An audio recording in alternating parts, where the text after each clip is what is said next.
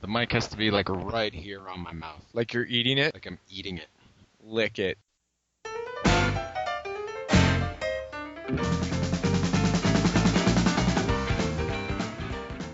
Are you ready to do this? No.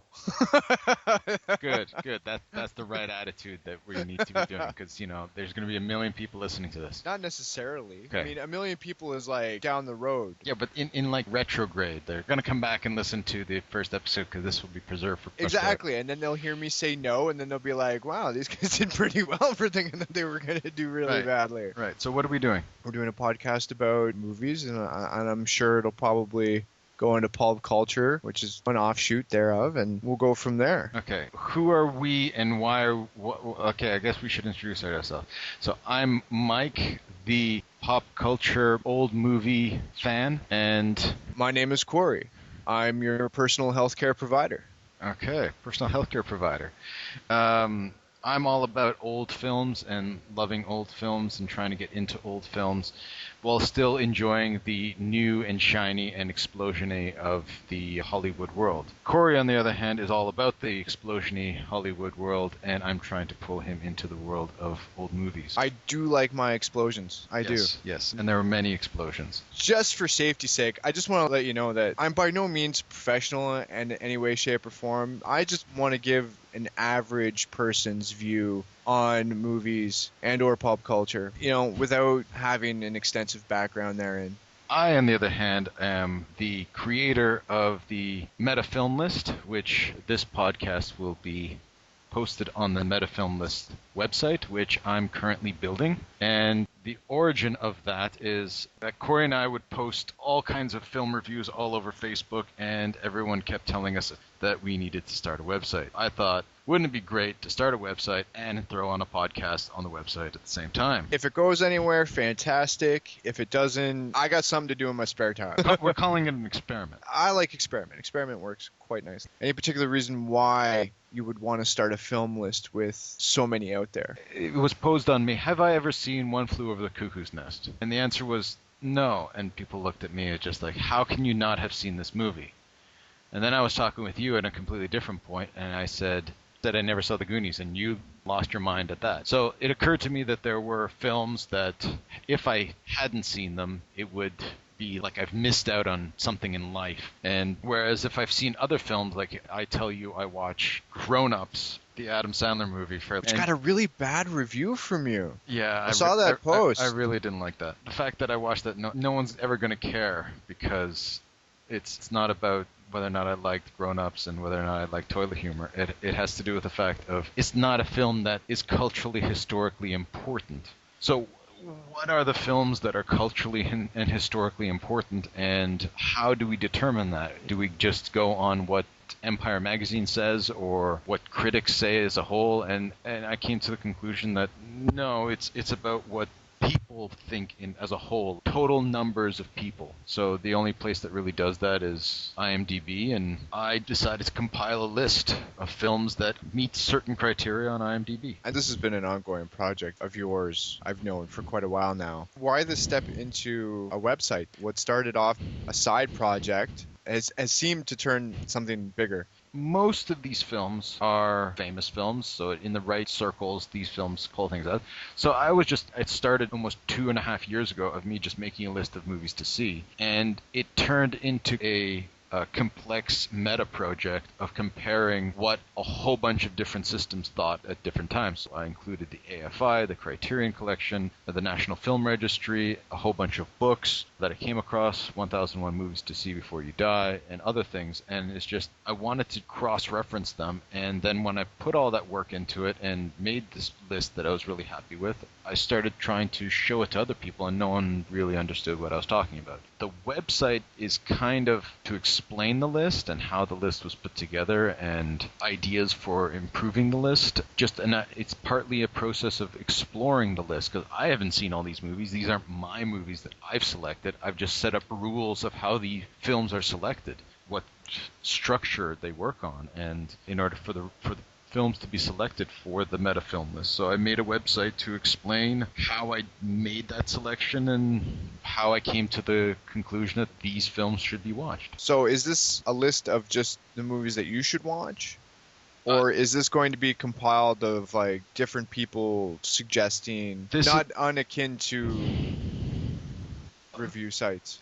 It's a combination of films that should be watched full stop. I've marked off which films I've seen of these films, but it's a list of the essential films that have been made through the history of cinema, and going through and trying to figure out what are the patterns and what are the themes, looking at cinema history in the kind of best of form. And it's not what I think or what an individual person or company thinks. It's a combination of what everyone thinks compiled, and the most amount of people who suggest that everyone should see 2001: A Space Odyssey. Well, then you should really see 2001: A Space Odyssey, because enough respectable organizations and people agree. And it's not even just respectable organizations. If enough people vote on IMDb to say this movie is good, then it kind of doesn't matter that what critics think or what respectable lists think. It just comes down to, what do people agree is good? Personally, I prefer what the average person would say. You get a more honest opinion of it, in my mind. You don't have to worry about anybody standing in the background or the shadows poking at them or getting them to say favorable things about a movie. I would rather go to so-and-so from here and be like, you saw this, what'd you think? Cool, maybe I'll check it out. That's personal recommendation. Yeah, but I would rather go off personal recommendation than anything. That's just me. Like, if you, so far, out of anything that you've ever suggested to me, I haven't really been disappointed with. Well, let's look at it this way. I've been disappointed with other things people have recommended to me, but I've seen them. Okay. Because somebody came along and recommended it. Let's look at it a different way. Yesterday, Fantastic Four just came out. It came out yesterday in France, Iceland, the Philippines, and one other place, and some critics have seen it, and other people saw it with sneak previews and so on and so forth. And today it officially came out in North America. How many people have you talked to in the last 24 hours about this film and whether or not you should see it? How many people do you know who have seen it? Nobody. That's my point. So I go on IMDb and I see 3,866 users have voted on this film. So I have a gauge of what 3,866 people think about this film. And these aren't critics, this is just normal users and so on and so forth. Now, there's a little bit of a bias at this point in time, but the movie's only been out for 2 days. Yeah. So I'll ask you straight out, do you want to see this movie? While you were explaining that to me, I decided to take a look at IMDb rating for it. Yeah. And I don't really think I want to see this movie. Now, here's what's funny. I was talking to somebody this morning about it, and it was scoring a healthy 5 out of 10 on IMDb with 2,000 ratings. I just checked it now, and it's. You want to know what it is right now? Yeah, sure. It's a 4.4. Yeah, so it's only been out for 24 hours. Now, do you think this is a gauge that is respectable of its quality, or do you think if you turn to one of your colleagues and they said, "Oh man, I went to go see Fantastic Four and it was great," are you going to take their word for it, or are you going to take almost? I'm going to take the 4,000 people that have already seen it. We can go off personal recommendation when it comes to if somebody knows your taste specifically. So I'll take a recommendation from you if you say, "Oh man, you got to watch this film," even though it has only like a 6.7, because I like bad movies. Bad movies are good sometimes, but they're you not. Need them. But they're not necessarily even bad. They're just they're not something that you're gonna. The bad movies are more guilty pleasures, really. Fair when enough. You think of. Well, but it's not even necessarily that they're bad. It's just what the score means on IMDb simply means the most amount of people can agree that the movie is good. I can watch a movie and think it's fantastic, and somebody else can watch a movie and think it was good, and then the general public will fall somewhere in between those beliefs. But it comes down to what is the likelihood that you're going to watch this version of Fantastic Four and come out thinking that, oh man, that was absolutely fantastic. The general angle is there's a 44% chance that you're not going to like it. You have no idea. If How many people have taken this movie in 24 hours and put it through the ringer? This movie hasn't even had a chance to have a life yet. No, but this movie's And probably not going to have much of a life. I don't think so either. I, for one, am not going to be rushing to the theater anytime soon. Because of that rating? Probably so. I think for me it's, will I watch it? Eventually. Maybe. But I'm not going to watch it in a theater aspect. I think it's too low for me to actually want to invest the money and the time, as opposed to say something like Avengers or Ant-Man. Well, let's throw an inverse example in there, saying I didn't hear any buzz about Mad Max Fury Road. I just went online and saw in the first week it was riding a 9.6, and I was just like, huh, okay. And then the second week it was down to a 9.3, and I was just like, okay. And the number of people who reviewed it has gone up and up and up. And somewhere around the third week I was just like, okay, it's still riding a 9.0 after 3 weeks and probably 12, 15, 25,000 people who have reviewed it, and it was still riding a 9. I was just like, okay, you know what? I'm going to go see this movie because there was 90% chance I was going to like it. So I went, I saw it, I loved it, as most people who saw it loved it, and promoted it, and other people went to go see it. And now it has been out for nearly 3 months, and it's still holding an 8.4. And do you know how many reviews it has after 3 months? It has 260,000 people have reviewed it. So yes, it's dropped, but I'm pretty sure that in a year's time, it's going to be somewhere around 8.4 because enough people have seen it now and enough people have reviewed it to basically, that's about the score it's going to be. Most movies kind of plateau at around 200,000 reviews. Who would have thought? Well, 8.4 is very high. Currently, it's number 86 on the IMDb Top 250. Oh, that's impressive. Did you like Mad Max Fury Road? I enjoyed Mad Max Fury Road very thoroughly. It was rock and roll, car chasing madness. It was. And explosions. Everything you needed in a good rated R movie. Yeah, but then again, it was just the fact that it was a big car chase. That too, but I wasn't disappointed with it at all. I was thoroughly entertained for the duration of the film. The other thing I'd like to do with the website is I'd like to put in reviews, podcasts, just kind of little stories of different periods of movies. For example, let's say I've seen every film by George Miller after watching Fury Road. If I've kind of felt like he evolved with his style or something, I could write a little article on George Miller and how he got to where it is he's gotten, and an assessment of his career. So in some of the articles will be what I think, some of the articles will be about the list, some of the articles will be reviews or just assessments of films or pop culture. So it's just a place where I can express myself on the website, where if you feel like you can express yourself on the website, and it's just a way for us to talk nonsense about films. Well, that brings me to my next couple other questions. Will you let other people post to your website? Sure. Will you let specific people, or would you just let anybody post to your website? Or will it start off as like, these are some of the people that I know, I trust their instincts? At this point in time, we're trying to make a thing, right? So it comes down to, if somebody wants to write something for the website and put their name at the bottom of it, then it's just a review on a website, and it's just, I welcome that. It's not my website, like exclusively. If you feel like writing something, or we're doing this blog, so now you're associated with the website, you are an indirect employee of the website. Do I work for you now? I don't know if you work for me as much as you are a partner, and I work with you. Well, you are working with me, so like you're half the podcast at the moment. If the podcast ever becomes a thing, then that half of that is yours. Woot! So that's fantastic. Maybe we'll get on iTunes at some point, so people can download and listen to us on iTunes. I like dreaming big. Dreaming big is good. Yeah, maybe people will just become so addicted to the sound of our voices that they'll just flock to us, and we'll become kings of the earth. I would love to be a king of the earth. But once again, we're getting ahead of ourselves here. Is that just dreaming too big? That's dreaming way too big. Maybe Hollywood would just bow to us about our movie opinions. Two guys sitting on a couch, not really knowing what the hell they're talking about, and being totally wrong all the time. I think that's the endearing part of it. You're getting more of a true, honest opinion of it, of what you're seeing and what you're going to get and what we're talking about, because we're two guys on a couch? we're two guys on a couch that just sit around and watch movies because we like doing it. You Yeah. know, yeah, neither, like I said before, like I haven't been schooled in the arts of theater or film, but I know what I like and I know how to express what I like. Good.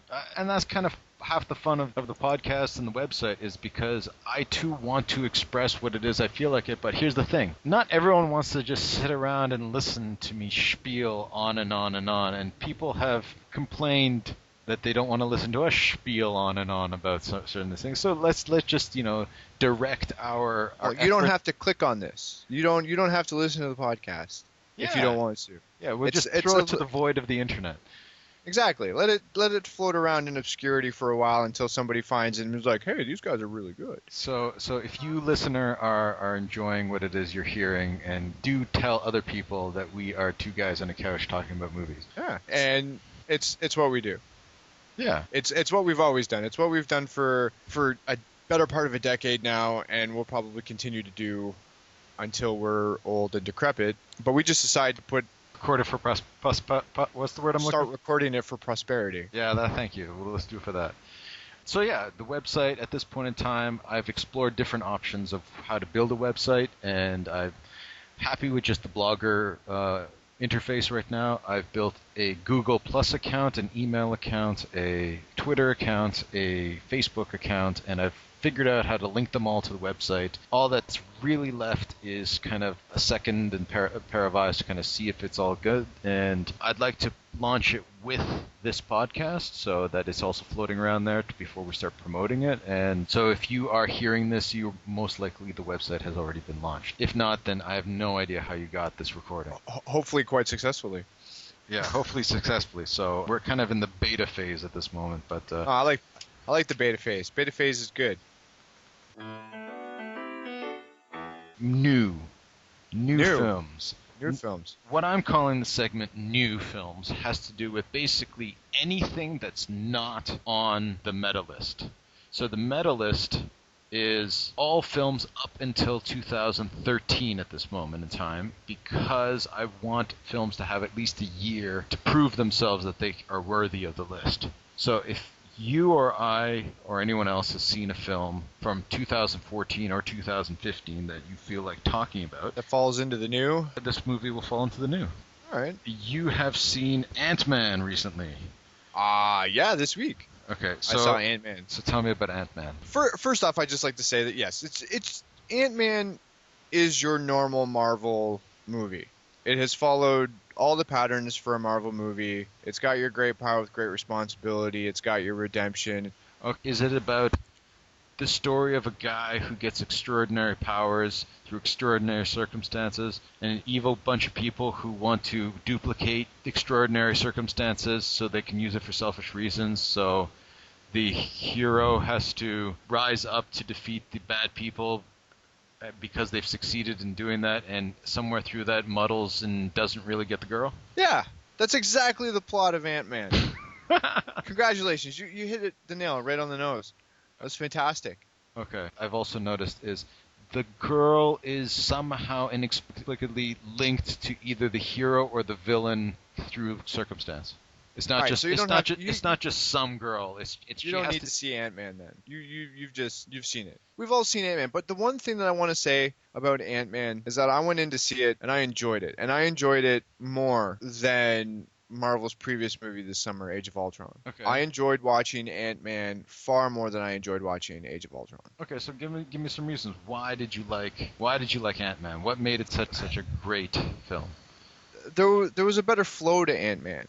And not only that, but I enjoy the comedic stylings of Paul Rudd, and it focused on fewer characters as opposed to many characters, which has a tendency to get convoluted in a lot of films. How was Michael Douglas in it? Michael Douglas was fantastic. I liked Michael Douglas in it. The things they did with Michael Douglas were fantastic in that film too, and you'll see what I'm talking about when you go or you ever sit down and watch the movie. I probably will see it because, eventually you got to see all the films to catch up with what's going on with the next film, and hopefully they try to integrate it one way or another. I want to try to say as much as I can without spoiler the film or anything like that. I thought the humor was good. Was there cool action in it? There was very cool action in it. I like some of the stuff they did. And after watching the movie, I went back and I read up some stuff about the movie, and they employed a lot of new film techniques with getting the whole look at him, he's shrinking.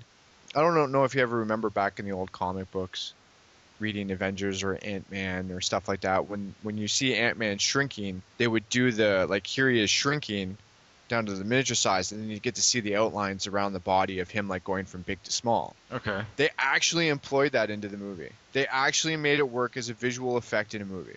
Cool. That's one of the things that I liked. It's been a long time since I've seen a movie where they shrink somebody. The only two I can think of off the top of my head were probably Honey, I Shrunk the Kids and Inner Space. Yeah, according to Screen Junkies, they were trying to get Rick Moranis as a cameo into this movie, but that didn't work out. Nice. Other than that, thoroughly, I enjoyed Ant-Man. I haven't seen a lot of movies this summer. What would you give it out of 10? I gave it an 8. Okay, well, its current floating is 7.8 with 80,000 users voting on that. There's a demographic breakdown. Yeah, the average person in our demographic breakdown gave it a 7.7. If I guessed, based on what I've understood about the film, I thought I would probably enjoy it, likely give it a 7 for its overall fun and watchability.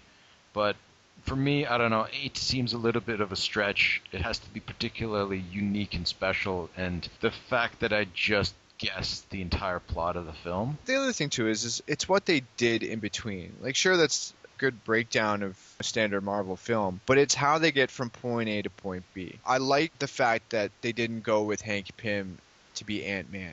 Mm-hmm. But they explain things. Mm-hmm. You know, they give you reasons why, as to why Scott Lang's going to do it. Mm-hmm. Which I thought was a good little subplot within the movie. Because Michael Douglas is old? Once again, I don't want to give out spoilers, because I, too, don't like spoilers. Okay, fair enough. Well, but here's one for you. In about 2, 3, 4 years' time, when like 5,000 people have reviewed it, I can honestly say no one's going to care. What do you think its final score is going to be? It'll probably be down to around a 7. Would you be surprised that Spider-Man is currently at 7.3? Like the original Spider-Man? The 2002 Sam Raimi Spider-Man? 7.3? Yeah. Oh. Which, to be fair, is where I imagine Ant-Man to be, considering it's the exact same plot. Yeah, I would agree. Just updated with better special effects. Fair enough. Should I pay money to go see it? Yes. Okay. I know that doesn't sound very sure, but yes, you should probably pay money to go see it. You know why? Because you already paid money to see one bad Marvel movie. Pay money to see a okay Marvel movie. So are we going to get into this? Because we've already brought it up to the forefront that you didn't like Avengers Age of Ultron, so should we talk about that briefly?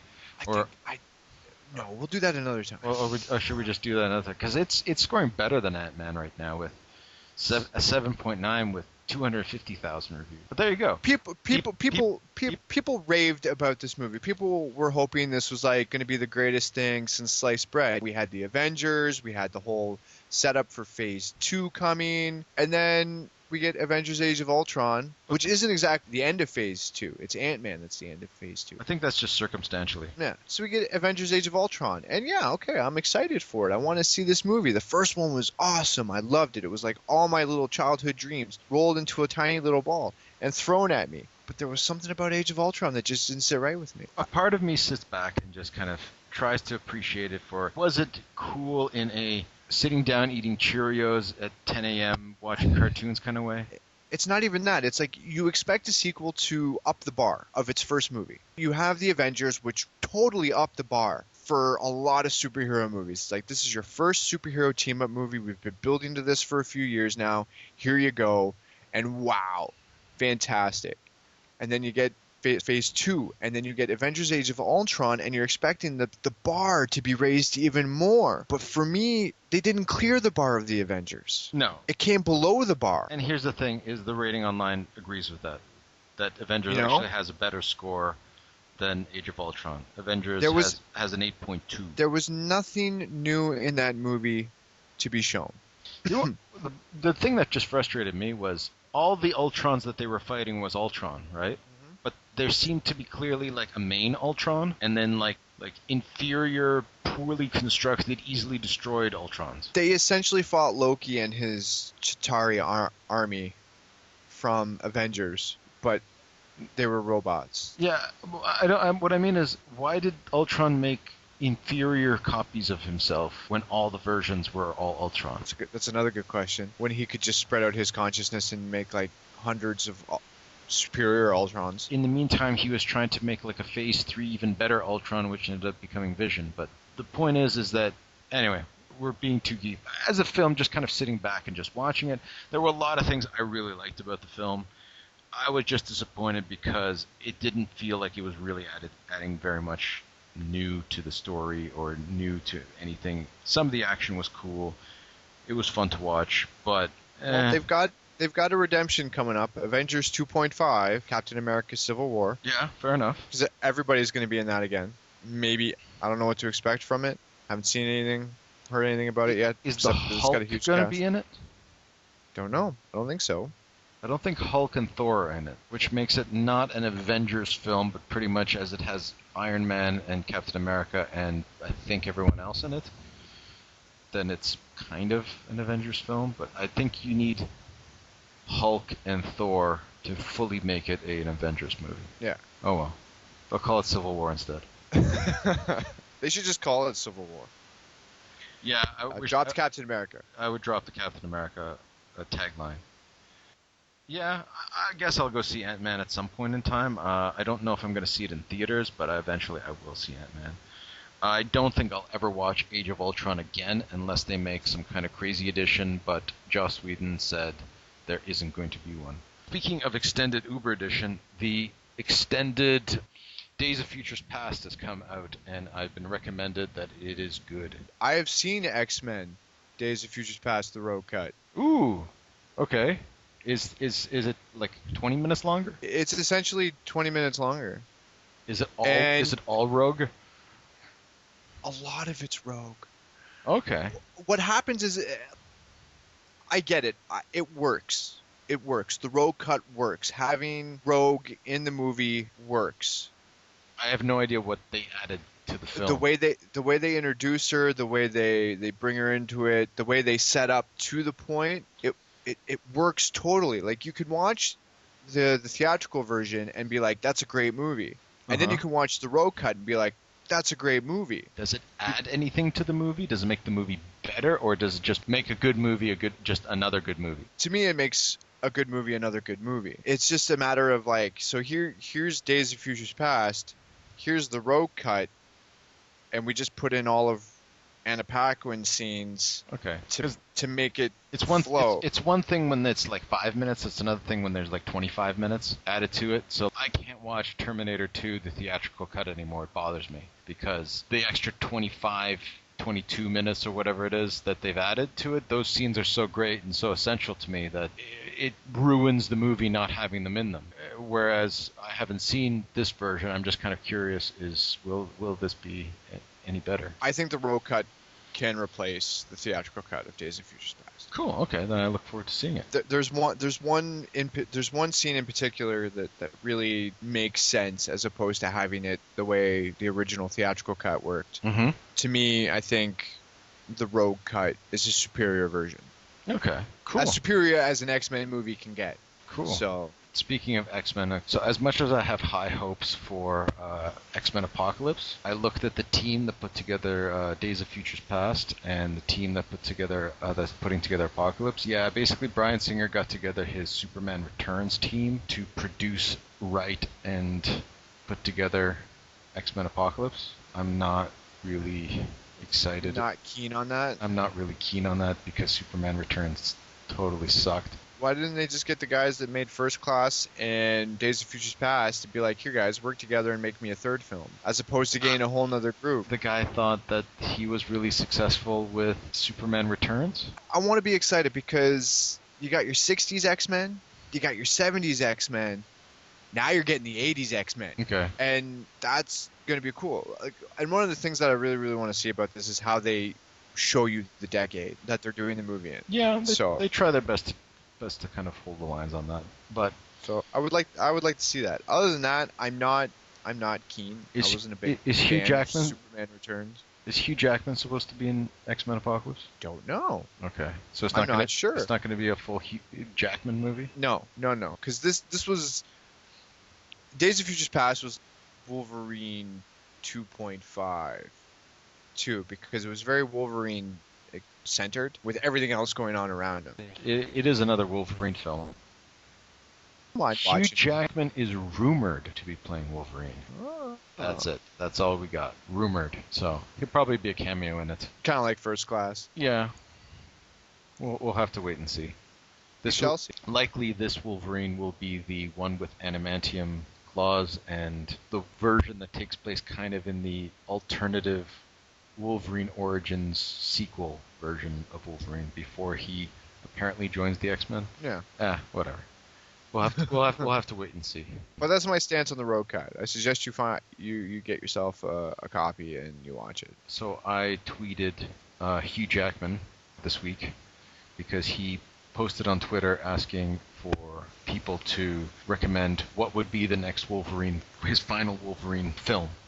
Old Man Logan? So yeah, of course it has to be Old Man Logan. So I and apparently hundreds and hundreds of other people tweeted at him Old Man Logan. Let's just hope they make Old Man Logan and not completely make it stupid and awful, because that would be the best final movie for Hugh Jackman to be Wolverine. Yeah, well, it's the end of Wolverine. Sort of.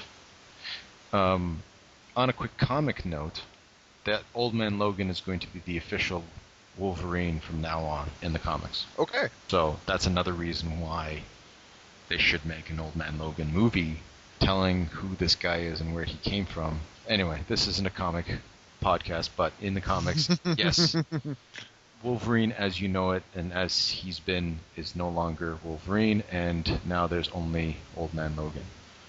Well, we did state pop culture at the beginning of this podcast. Oh, that's fair. That's fair. Comics falls completely under that category.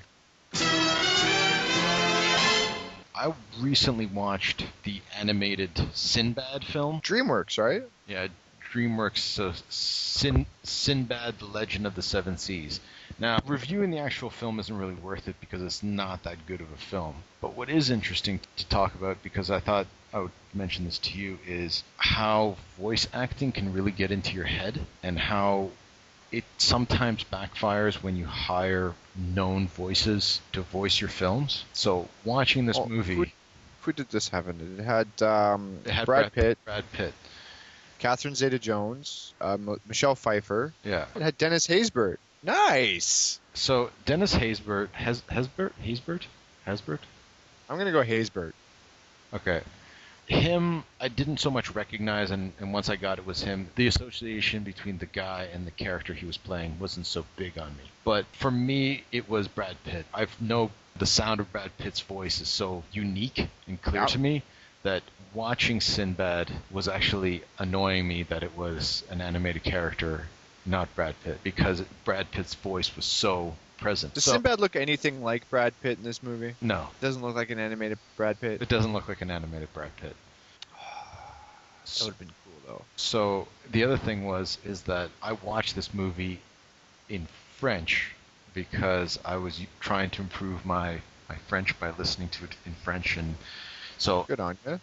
I watched a good portion of the film not listening to Brad Pitt. So what I wanted to talk about was how voice actors can get stuck in your head, and how you can watch a film with one voice, a set of voice actors, and then when you switch it over and hear somebody else voicing the character that's already gotten into your head, it bothers you. I can't watch the 1980s Astro Boy anymore because they didn't release that version on DVD. Instead, they redubbed it, and the voices all are weird and whiny and not what it is I'm used to, and it bothered me. So but my question is what, like, I know you watched it in French and everything like that, but how do I put this?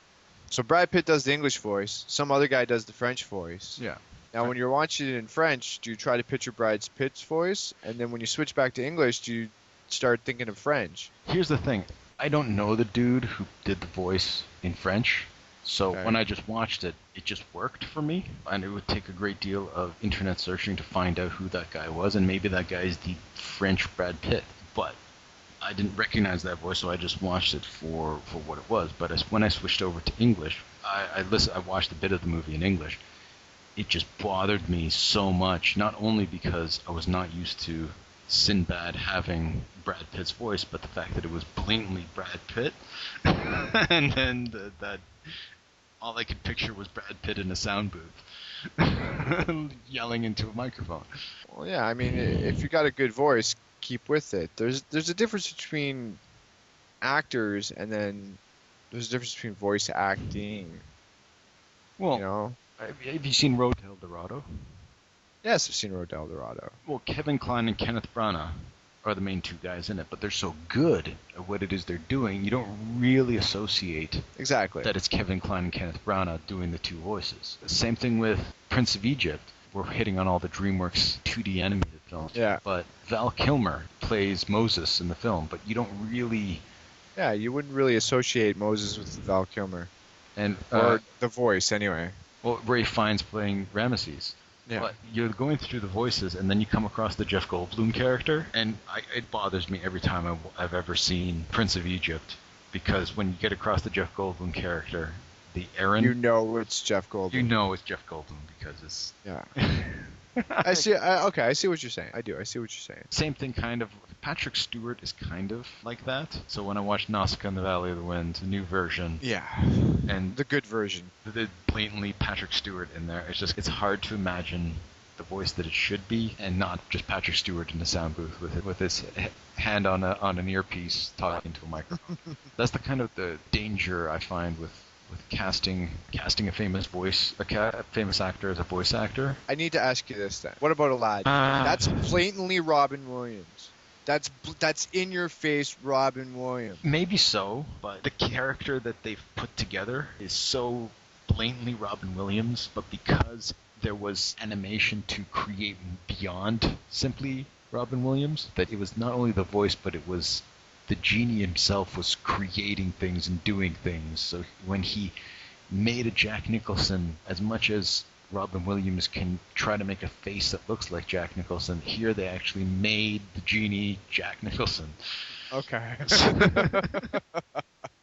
So, All right. so in many ways, it was the embodiment of Robin Williams into a form that was beyond Robin Williams. To me, it's always been like, what if you could animate Robin Williams? And that's what they did. They animated Robin Williams. Yeah, so the animated form of Robin Williams goes above and beyond what Robin Williams as the man could do. I'd like to think that the animators for that had a hell of a time, because they would do all the voice stuff first, then they'd have to go and animate it all. And I'm sure going through all of Robin Williams' lines and performances, they were like, how are we gonna do this? I'm wondering how they're going to do the live action prequel that they're claiming that they're going to do without Robin Williams, while paying homage to him and so on and so forth. It's going to be hard. We'll see when we get there. But overall enjoyment of watching Sinbad, though, whether you watch it in English or in French. Okay, well, I watched some of the early Sinbad films, and back when I was growing up, I think those were kind of fun. He fought skeletons and he fought giant monsters and so on and so forth. It's based on The Seventh Voyage of Sinbad from 1958, which is fun, I guess, but it's very dated and very silly in many ways. But since then, I've watched a few movies from the list, Captain Blood and The Adventures of Robin Hood with Errol Flynn. Now, both these films are swashbuckling films, as much as Sinbad is supposed to be a swashbuckling film. Now, what swashbuckling means is that combination of sword fighting and pirates and dynamics of that kind of thing. And It's the dashing rogue. yeah, it's a dashing rogue trying to save the heroine. So the most modern swashbuckling films are Pirates of the Caribbean. They're trying to be swashbuckling films. Would you classify those as swashbuckling films? I think they're modern versions of swashbuckling films because there's lots of sword fighting. You know, there's the scene where Johnny Depp is fighting on that like turning wheel and they're in their sword fighting. Yeah, the water wheel. On the water wheel, that's all swashbuckling. That's what swashbuckling's all about. It's about ridiculous over the top sword fighting. Now, I love ridiculous over the top sword fighting. but because I've recently watched Captain Blood and Adventures of Robin Hood, because they were on the list and I'm slowly going through the list, I found that not only did this movie not capture real swashbuckling, but you kind of have an animated pirate because he can't stab people.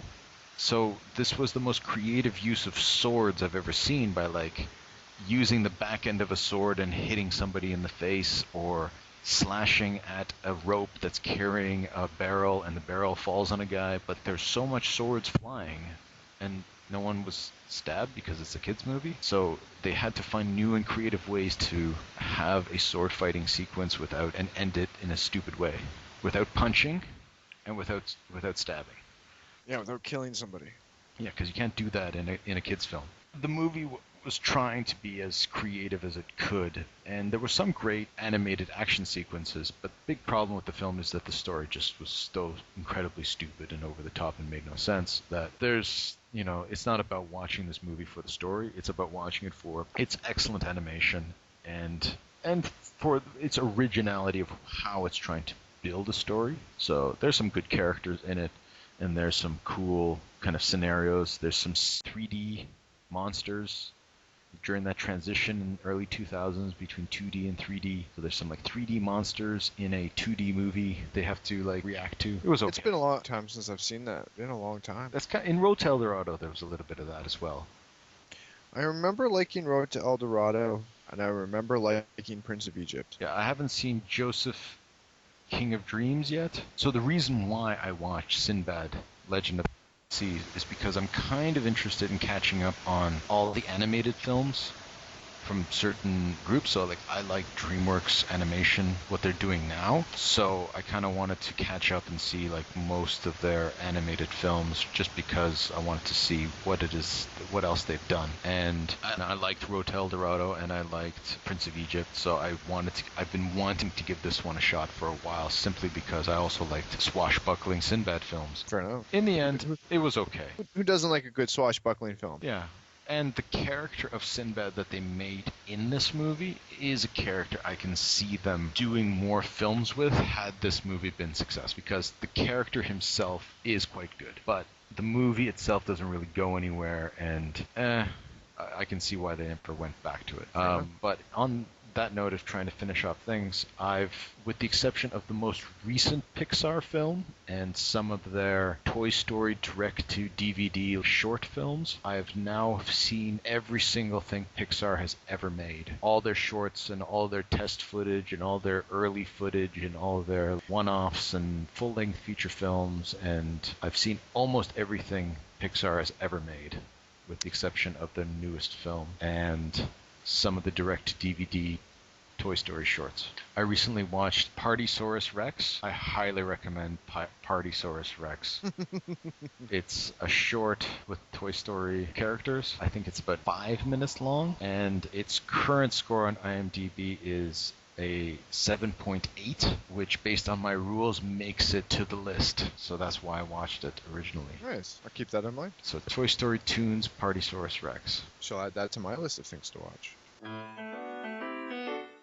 What's next? So here's a little fun segment. I've been thinking a lot of Back to the Future as a whole because of 2 reasons. So I'm going to do a new segment. This segment's all about, movie rants of old things. So I have 2 Back to the Future things that I've been meaning to share with you. Now, before we break into this, and I know you've been thinking about this lately because you brought this to my attention, and obviously you're going to answer these questions, but I need to know why you thought of this. I need to know, how it came about. Why all of a sudden did you drop this in my lap? Okay, so I wanted to bring this up because there was a recent interview with Zemeckis, and somebody asked him, how did Doc and Marty meet? And he gave a brief explanation in his interview. And it was inevitably Doc would know that he had to meet Marty, and that they became friends earlier on prior to the events of the first film. But that kind of got me thinking of how would Doc and Marty have met? And I realized that the scene that they need to show, which really finishes Back to the Future, can't be put into the film and could never have been put into it because it doesn't really fit with the movie. The movie ends with the car going to the future and Doc standing there crowing to the skies because the tire tracks have disappeared. So because the story is about Marty, it cuts to Marty in the present, 1985 present, and goes from there. So it skips over the time that really completes the full story of how did Doc and Marty really meet. See, here's the thing. Doc doesn't actually know whether or not the machine worked and what exactly happened for sure until he meets Marty 30 years later. There's no way for him to have fully known, just believe that the machine worked. I was sitting there kind of churning that over in my mind. The scene that's missing is a scene, and I was trying to figure out exactly how to word it. I thought the most ironic version would be a post-credit scene, which again kind of doesn't really work because it was to be continued. Yeah. But the scene that's missing from the film is a knock on the with a date on the bottom stating something like 6 months prior to the events of the first Back to the Future film. And you see a knock on the door, and you see Marty standing at Doc's door asking him if he wants to get a subscription to the Saturday Evening Post, which is the same thing when he shows up in 1955 and knocks on Doc's door and he slams the thing on his forehead and says, "Don't tell me you're here to ask me for a subscription to the Saturday Evening Post." And he's like, "No, I'm here from the future," is what he says in 1955. I thought it would be ironically hilarious to have him show up in 1985. But here's the thing. Here's I don't think you need to explain that. I just thought it was funny. It's a good idea, learning how they met and everything, but because of the idea of time travel and the first one to the second one, you will know that they eventually find each other and they become fast friends over this. Because after Marty has gone back to the future the first time, Doc knows he'll meet him because Doc is the one that shows him the car. Yeah, he knows that, but in the sense that he believes that that's going to work out. I don't, at a grand scheme of the film, like sitting down and watching all three of them. It doesn't work anywhere in the film. No, I don't think that scene's particularly needed. No, it's not, and that's why it was never filmed. But I was just thinking, if you were to film it, how would you do it? And I think Marty knocking on the door, asking Doc, "Would you like to have a subscription to the Saturday Evening Post?" If they were to do that, it would work probably today, and they could get away with it. That's kind of modern way of looking at films. But anyway, that got me thinking. I came up with that scene, and I thought it was really funny because it was just a repetition of what was done previously in the film. But what really got me thinking was how much I love and hate Back to the Future 3. Yes, that was a gigantic sigh. So I love Back to the Future 3. It was the first Back to the Future I ever saw. It was on ABC Sunday Night Movies in like 1990 when I watched this movie. And I loved it. I thought it was great. And I don't think I had seen a Western. And it's all fun because there's future people in the past with future knowledge and future ways of looking at things. You know, hillbilly, old school ways. And I love Back to the Future 3. Don't get me wrong. I still absolutely adore that movie. But it's always bothered me because it's not as good as Back to the Future 1 or Back to the Future 2. In a respect, it is. It was one of the things you need to remember too, and I'm a big advocate of this, okay? And I'm going to use this as an example. Matrix Reloaded and Matrix Revolutions cannot exist on their own. Neither can Pirates of the Caribbean, Dead Man's Chest, and At World's End. They are one movie. Okay. It's like part 2, part 1, part 2, part 2. Okay? Filmed mostly at the same time to make one coherent story in the end. People saw Dead Man's Chest, was like, oh, it was okay. Saw World's End. Got really disappointed. Got really disappointed a year later. It's like, but no, you watch them together, it makes sense. It's the same with Matrix Reloaded and Matrix Revolutions. You have to watch them together. You can't watch them apart or leave a space in between. This is the first movie that ever did that, part 1 and part 2. I know, and that's part of it. This is the way that I see it. In the first one, you go back in time, you see old stuff. It's 20th century, it's 1980s kid and 1950s acting like 80s kid, but trying to interact with 50s kids. Yeah. That's a cool, fun adventure, and it's essentially a standalone. And then they decide to make the second one. Now, the second one exists because we're going to show you what time travel can do.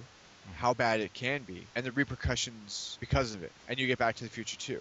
Not only that, but you get a chance to go to the future. You get a chance to go back to the past. You get a chance to go to an alternate timeline, which partly makes Back to the Future 2 fantastic. Which raises the bar. Yeah. And then Back to the Future 3 just kind of lowers it to me. Back to the Future 3 was, my friend's lost in time. I have to go save him.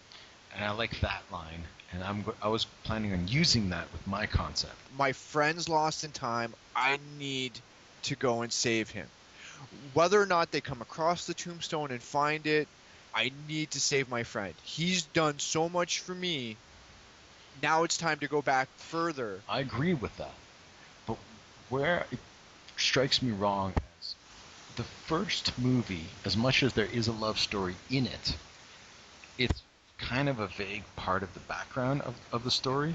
My other argument for Back to the Future 3 too is that the first two are all Marty-centric. The third one, you finally get a bit of insight onto how his crazy scientist friend actually is. But is that necessary? Somebody thought it was necessary. That's what I'm saying is that shift of tone off of Marty to Doc is a shift in tone for the series of films. So that's one. Two, there isn't really a love story in the first film or the second film, whereas third film, there's a love story put into it, which I feel is unnecessary. Also, too, within respect to the third one, Marty didn't have to go back and save Doc. Marty was going to rebuild the time machine with the help of 1955 Doc and just go back to 1985 and live a peaceful life. And they could have ended it right there. They could have, but I think what I've been struggling with is trying to figure out exactly how to break it up. The idea is, I think a lot of time is wasted on a couple of different points throughout the film, and I think there's still strong elements of the other but it's more of a throwback to the Back to the Future 1. Marty showing up in town, not really understanding how things work. It's, you know what? After, okay, I watched it recently. I watched it a couple nights ago. It's a perfect parallel to Back to the Future. It is? Except you switch the roles. Hence why there's that one scene in Back to the Future 3 where they switch their catchphrases. Because it's almost like a perfect parallel. Because instead of having Doc helping Marty, it's Marty helping Doc, and Doc falling in love and wanting to stay, and do I belong here? Marty didn't fall in love in the first film. Well, no, but he didn't really.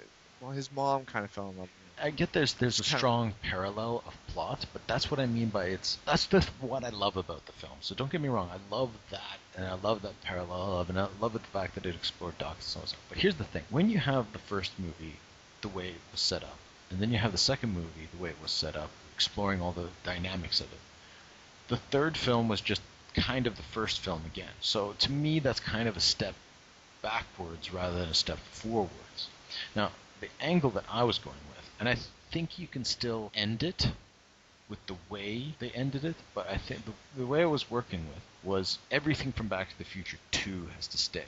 So he gets a letter saying that the Doc is in 1885. So he goes to 1955 Doc and says, I need your help. He faints. The movie ends. That stays perfectly the way it is.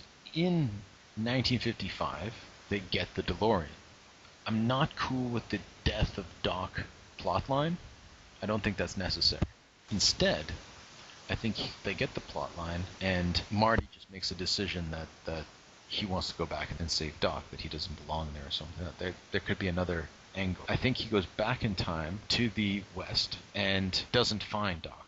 The scene that always bothered me was that Marty's being hung, and then suddenly Doc appears, knowing Marty's there. Well, I don't think he knows that Marty actually came back in time. I think he was just trying to save some dude from being hanged, and then he finds out it's Marty. But the way they play it out, it's like, yeah, he knew it was Marty all along. Yeah, you still need a Doc and Marty movie. And I think what was cool is with what you said. I think it's cool to have present Doc lost in time. So Marty has to team up with 1955 Doc. Maybe the time machine is broken and the Doc has to keep tinkering with it in order to get it to work. And they decide to go back together to save future Doc in the past, but they can't find him because Doc ends up trying to fix the time machine.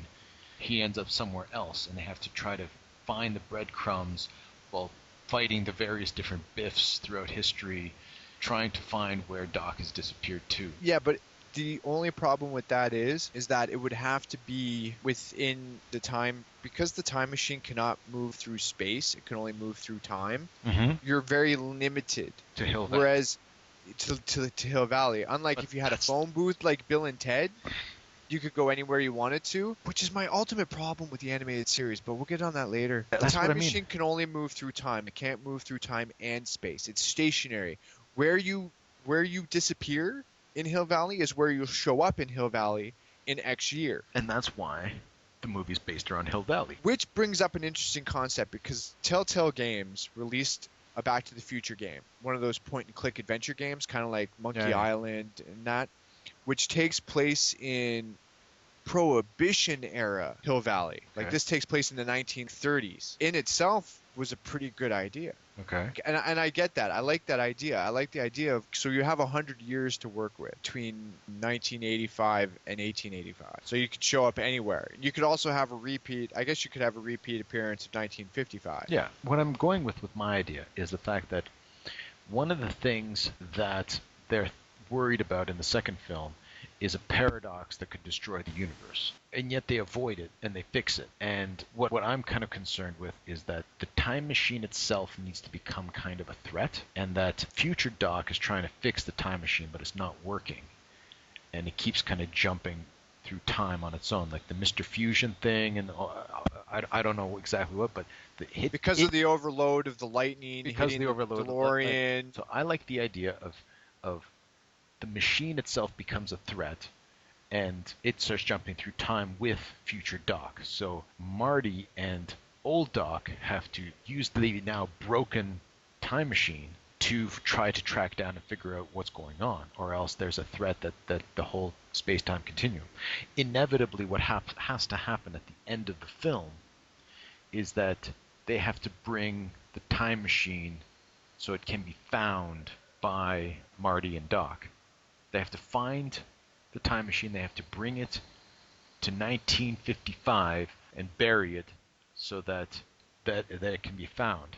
So future Doc with the time machine, who's lost in time, is being chased by another time machine. In 1885, there's no point in which they just go to the time machine that's there and use it for parts or gas or anything. I was gonna say that what could cause a paradox would be that neither of the time machines can exist within the same time period, but they kind of blew that out of the water with Back to the Future 2, because when they went back to 1955, there was the DeLorean with all the future upgrades, plus the DeLorean, the original DeLorean. Under the tarp. Under the tarp, so they can't really do that angle. In order for the time machine to be there, for Marty to find in 1955, it needs to have been put there for him to find. But when he goes back in time and tries to save Doc, he realizes that Doc isn't there, so it suddenly becomes quite urgent to find the time machine in order for it to be put where it needs to be put so he could find it. So it becomes kind of a chase through time with Doc and Marty, Doc from 1955 and Marty trying to find Doc from 1985 and the time machine so they can put the time machine in the right place so it can be found at the beginning of the film. And in the whole process, it's keeping up with the theme of not screwing up the space-time continuum, but at least it's turning the machine itself into a threat in a way that the part 2 that showed how it can be abused, but it didn't show the threat of unraveling the whole universe. Whereas if the machine loses its control and just starts jumping through time and messing stuff up, suddenly the machine needs to become destroyed. So when it gets destroyed at the end of the film, it makes sense. Yeah, but they learn. That's the thing, though. They learned that in the second one, because Doc at the end of the second one was like, "Once this is all done, I'm destroying the time machine." I guess so. Because that was the entire idea of the second movie. It was travel to the future, try to fix something in the future.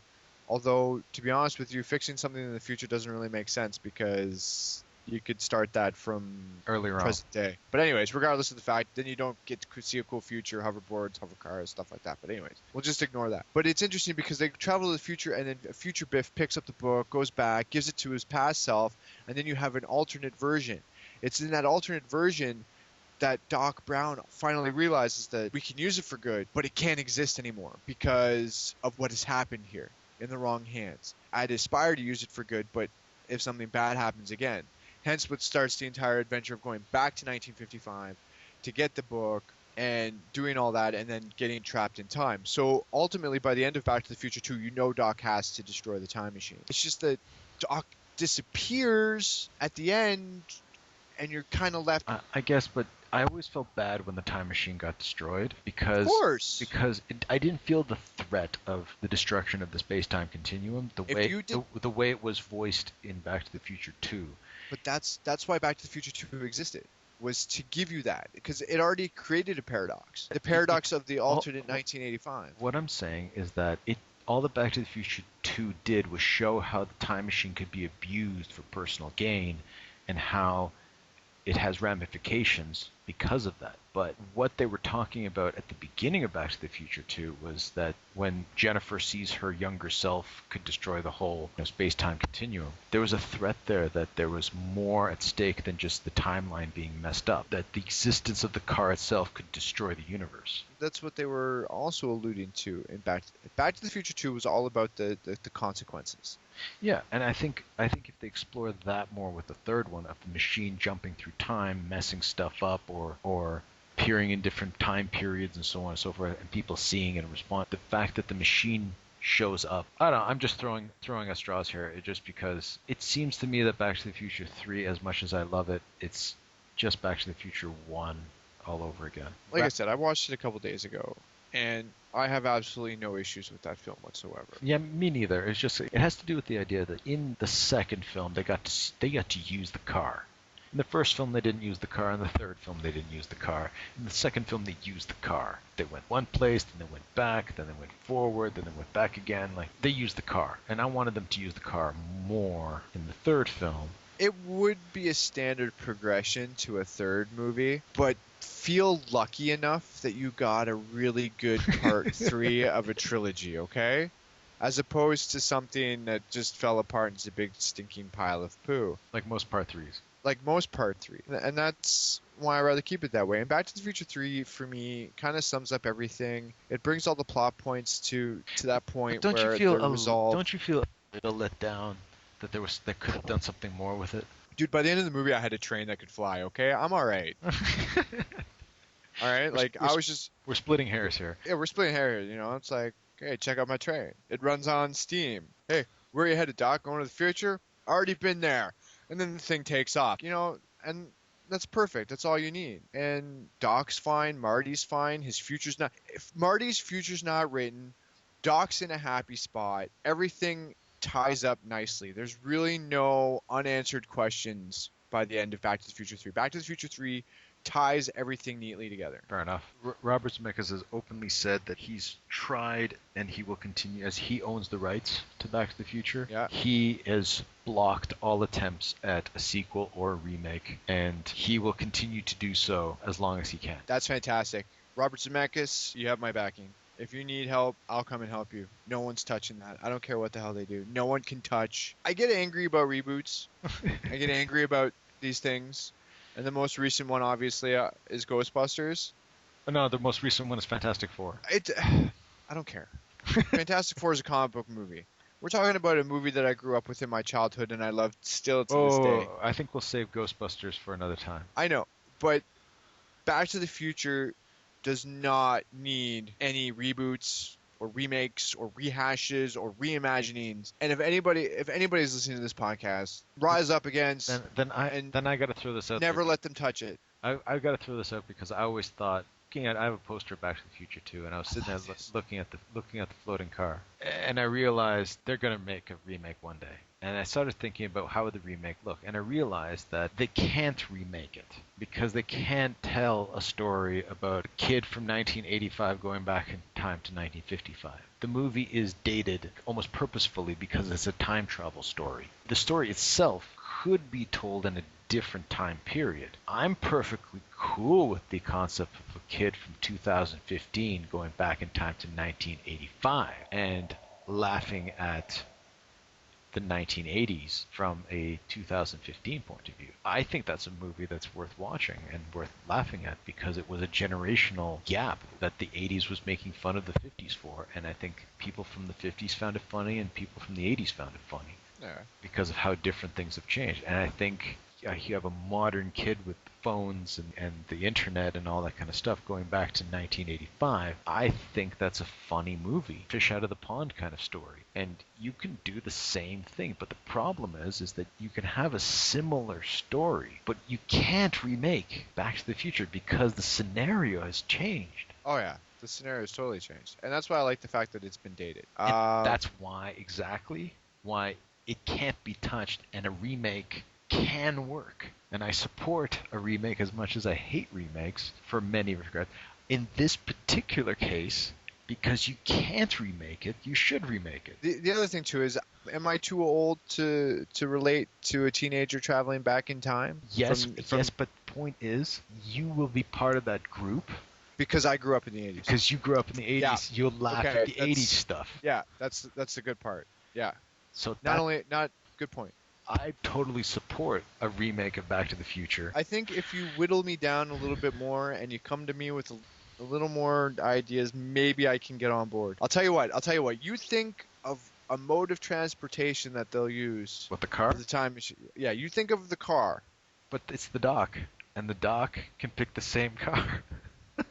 That's the funny thing is, the car could look exactly the same, just done in a slightly modern way. You could pick the same car because the stainless steel construction. they could pick the same car,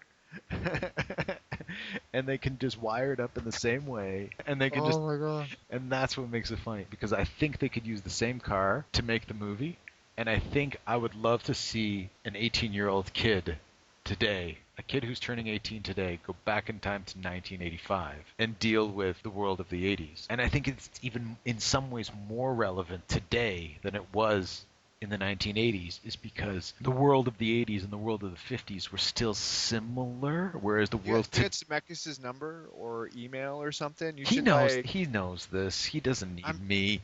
Yeah, I know. And I know I'm saying all blasphemy to a whole bunch of film geeks out there, but I think it's a setup for hilarity. You know, it might be able to work. Might, but you won't know until it's actually done or until somebody has a good idea. Yeah, I don't think it's going to happen. But I think of all the remakes that are out there, I think they could make that work. But then again, the probability of them making it, even if they could making it good, is very low. If you said yourself that Zemeckis still holds most of the rights to it and has the all-end, be-all, say-all of what's going to happen to it, he's not going to let it go until he's gone himself. But then again, I think that movie can be made at any point in time. In 2025, of a kid going back to 1995, I think that's equally as hilarious. It probably would be. But like I said, we'll figure it out whenever it happens. It's a generational gap. The movie Back to the Future is fundamentally based on one principle, which is what they were sitting down and writing. Wouldn't it be funny if your mom fell in love with you? That's what Back to the Future has been based on. That was the whole idea of the movie.